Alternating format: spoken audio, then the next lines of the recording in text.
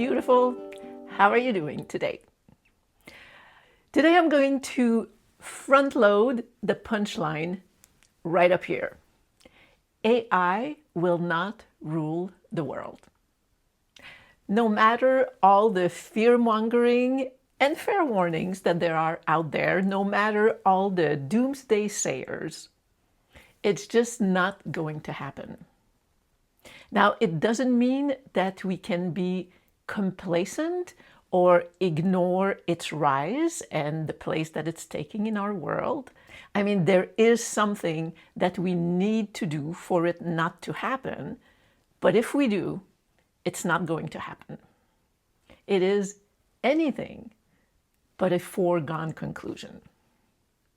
So before I get into it and tell you the good side and the part that is our responsibility to make sure that we are the ones that are still leading human evolution, I want to take a minute to make 3 points.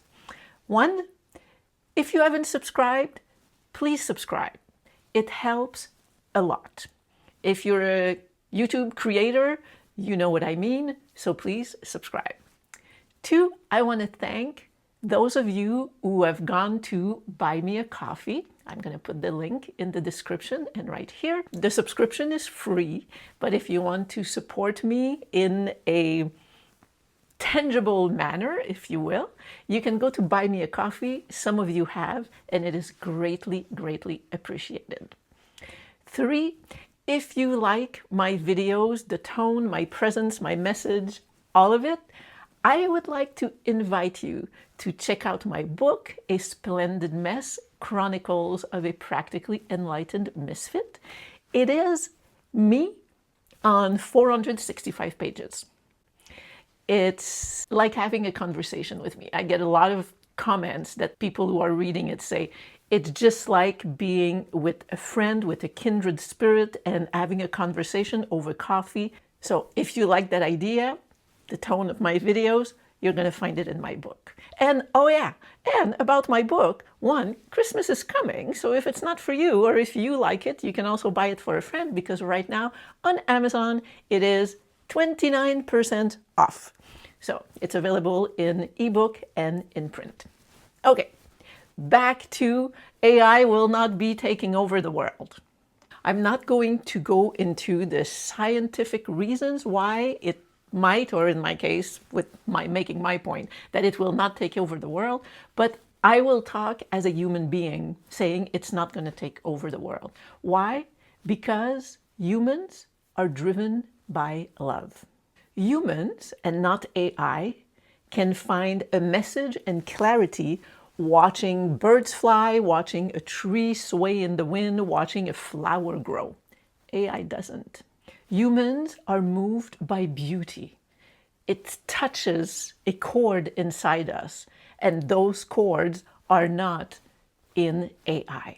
Humans are connected through empathy and compassion, and that is also something that cannot be built into AI. AI doesn't get eureka moments while it's taking a shower. AI doesn't get revelations in a dream, doesn't get the explanation of the universe while pondering life watching the clouds. AI doesn't have intuition. AI doesn't get downloads from spirit. AI isn't a vessel, an energy, a material intertwined with God's energy, particle, frequency, wavelength. That is a thing of humans. Humans, not everyone, but apparently we could all do it, are guided by angels. They have spirit guides. They have conversations with God. All that spiritual essence and divinity that humans have is not something that AI has. You know, it's the humanity that makes us human. It's laughing and crying. It's what happens, what people who have had near-death experience tell us about something greater than us. And the greater than us is not information. its beingness, its being divine, it's being a spirit, it's being a soul inside a body. AI is of the mind. It is information. Humans are creatures whose center is the heart. I know that in this society, this has kind of been reversed in many cases, and slowly but surely with all the internet and the AI and all this stuff, and this is what I want to talk about soon,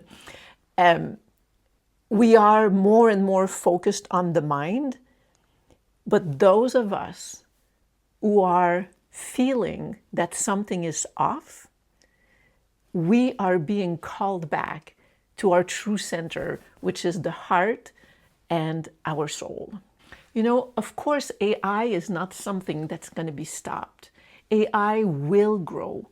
It will grow its influence. It will grow its use.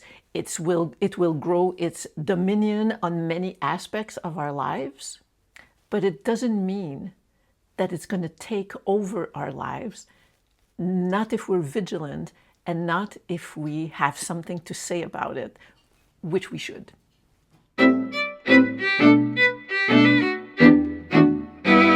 I mean, at the moment, in a society that values information more than experience and control over wonder and contemplation and communion, yes, there is a danger of AI overtaking too many aspects of our lives. And the thing about AI is that its power is insidious. And the danger, as many of us can see, is that it is stupefying us, right? It is dulling our senses, our alertness, our connection with God, because it's distracting us.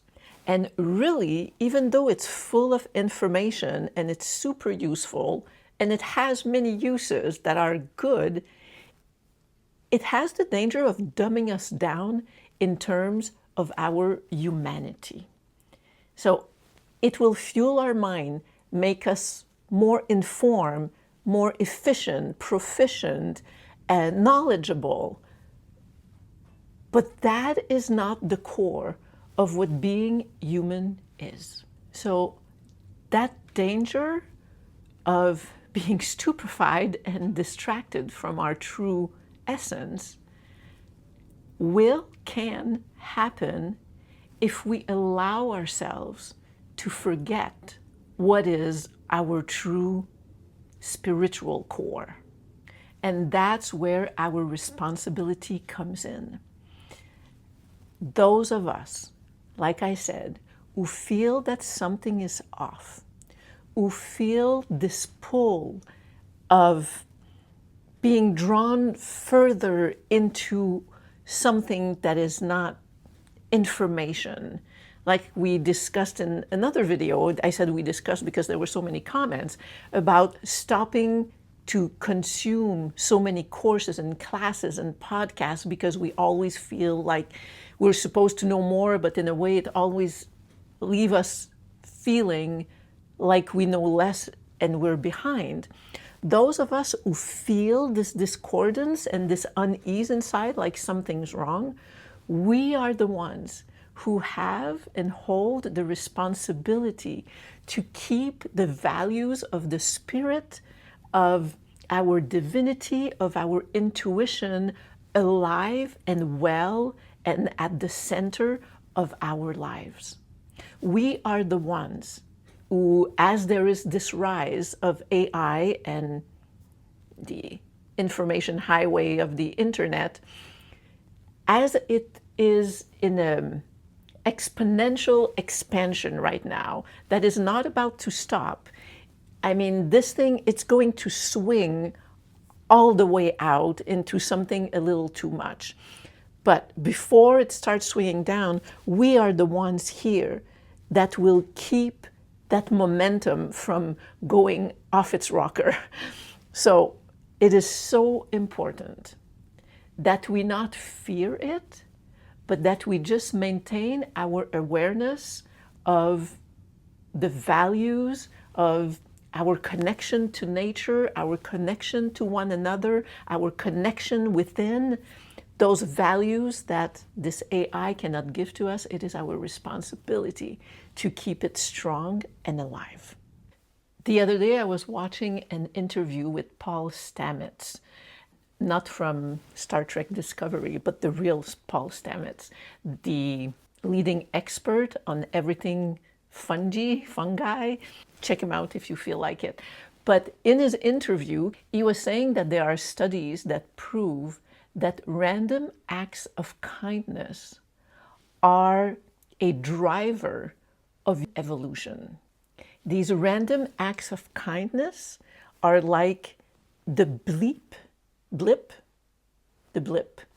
on the line of, the Darwinian evolution model of survival of the fittest, which is greatly debated by many scientists. But these random acts of kindness, they kind of make that straight line veer off, and it changes everything. It puts evolution on a different course. And these random acts of kindness are not something that AI can create or offer. Kindness is human. Curiosity is human. Wonder is human. Connection to nature is human. Connection to God is human. So we're going to be okay. As in everything else, we shouldn't bend under all that fear that's being put on us about what AI might do to the world. But we have to remain vigilant. We're going to be okay if we keep remembering that we are, at our core, spiritual beings. And if we keep remembering and practicing to stay connected with that aspect of us, we're going to be okay. We're going to be okay. And you and I, because we feel it, we have a big role to play. Let's keep that in mind. Let me know what you think in the comments. I love so much when I get all your comments. I think it is validating for so many of us because we are not an echo chamber. I think that's kind of negative, but we are there seeing that other people feel the same way and are feeling that calling or that message or have the same feelings. So share your messages. I know I don't always, when there are so many, I don't get to answer all of you, but I read them. And sometimes I could just put a heart that it's been liked, but I always think I'm going to have the time to go back. So I don't, because I want to go back and answer, and I don't always. So let me know what you think about this. I would love to hear your thoughts. That's it for my thoughts for today. I'll see you soon. Have a wonderful day. I love you. Bye.